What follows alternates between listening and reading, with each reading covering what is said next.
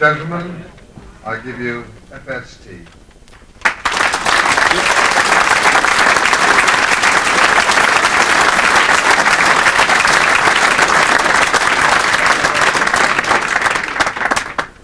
Gentlemen, good evening. Sounds as though we've got David Shepherd in already.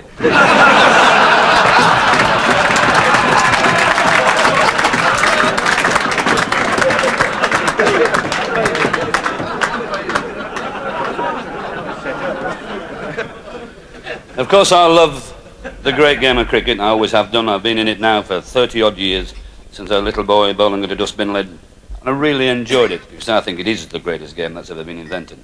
I've been a very lucky man when you look at it. I mean, if anybody had tried to sit down and write my story of my life, it is a fairy story, really, the way it happened and the way I went round this wonderful world. I think I've been round it now something like about 18 times, all to do with cricket. And being a Yorkshireman, you know, most of the time, and travelling with the MCC paying, I mean, what a thought. Say to myself, well, at least Gubby Allen and Jim Swan have had to pay the fees to get me across there. Absolutely fantastic. In some of the exotic places I've played in, like Edinburgh and Belfast. And then joining the RAF and becoming big time, I played in places like Paris, Brussels, Amsterdam, Rotterdam, Enschede, into Germany, in places like Gütersloh, Buckeberg, Hanover, Hamburg, Bad Oeynhausen, these wonderful places. I played cricket in places like Fiji. You know, they used to come out to field in single file in their grass skirts. What great people. I used to laugh even more when they were batting, because they used to have the grass skirt on. I mean, you never go look underneath, so I don't know whether they wore a box. But they used to come out with gloves, a bat, pads, and no boots. Consequently, I learned to bowl the Yorker. But what lovely, hospitable people, wonderful people. And then I went to New Zealand, and it was shut.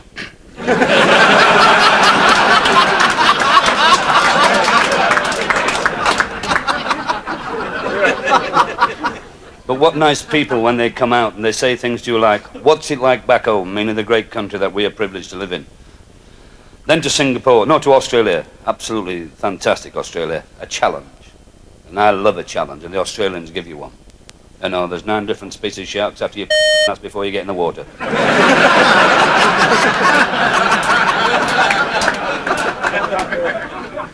And then to places like Ceylon and Singapore, you know. And in Singapore you see the 8th wonder of the world. You see 2 Australians in a bar with their mouth shut.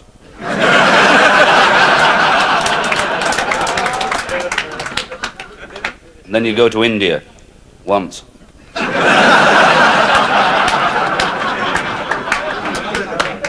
Anybody that goes to India twice should get a VC as big as a frying pan. I've been there 5 hours, I'd lost £100 good conduct bonus.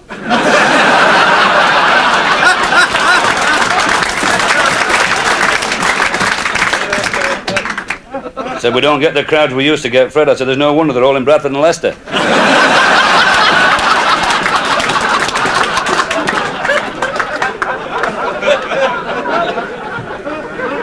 It was the first £100, that one. Who'll ever forget it? I don't care if your stomach is made of concrete, their food will get through it.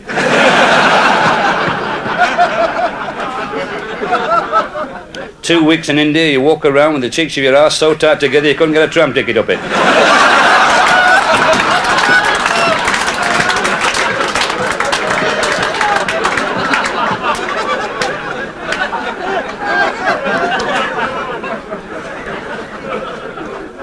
What a place. Do you know, gentlemen, you go for a swim and you get bitten by a water snake and you die in 9 seconds. After 3 weeks, you go looking for one.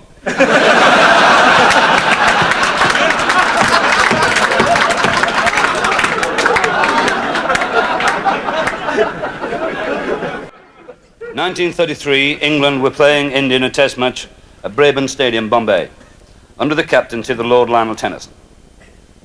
England lost the toss and had to field. Alf Gover, the old Surrey and England bowler, did his trial run-up and everything was all right.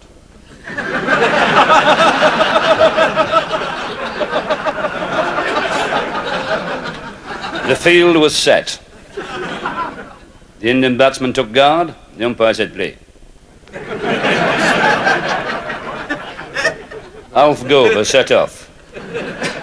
Arms and legs going like pistons like he used to do, and he came racing in for the first delivery. He got to the delivery stride and carried on running.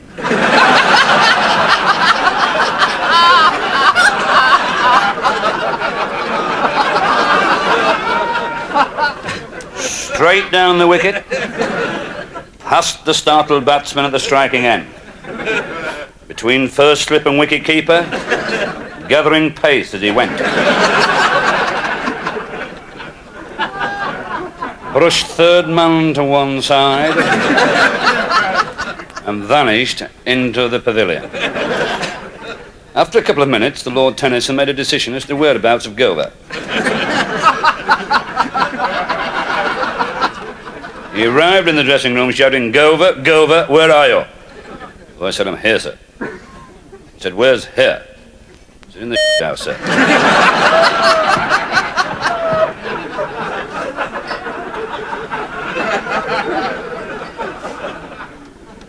He came in and said, "What are you doing in there, Gover?" As a matter of fact, says, "I myself."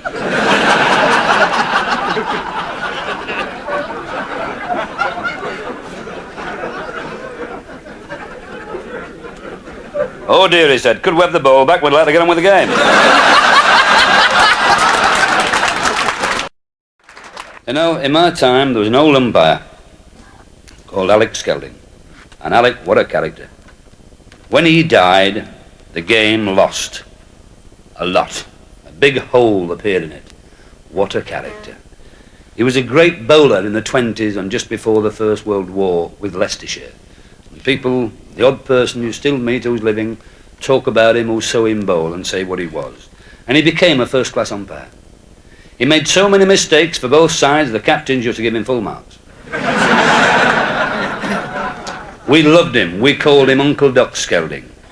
He had his own white cap, his own three-quarter length jacket, his blue trousers, and always umpired in his old cricket boots, which must have been resoled 30 times in his life. But they were comfortable, and he carried them in an old bowls bag, and that's why we called him Uncle Doc Skelding. What a bloody character. He was umpiring the match between Northampton and Australia at Northamptonshire in 1948. And Australia won the toss and batted. And Alec, being the senior umpire, officiated the first over to be bowled by Nobby Clark, left arm fast over the wicket, the old Northampton, England fast bowler. Sid Barnes and Bill Brown opened for Australia. Sid Barnes took the first over. And Sid Barnes, they say, was only second to Bradman in this great game of cricket as a batsman. Very good player of his legs between mid-on and mid-wicket.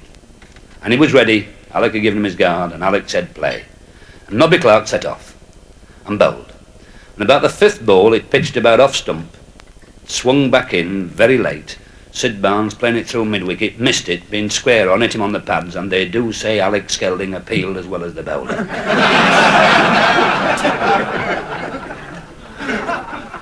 And Alec put his finger up and said, "They're out." Sid Barnes said, "I'm what?" He said, "They're out." He said, "You're joking." He said, "I'm not, you're out." He said, "Where's your white stick and your blind dog?" Alec said, "I've got ready for yapping like I'm doing with you now. Off."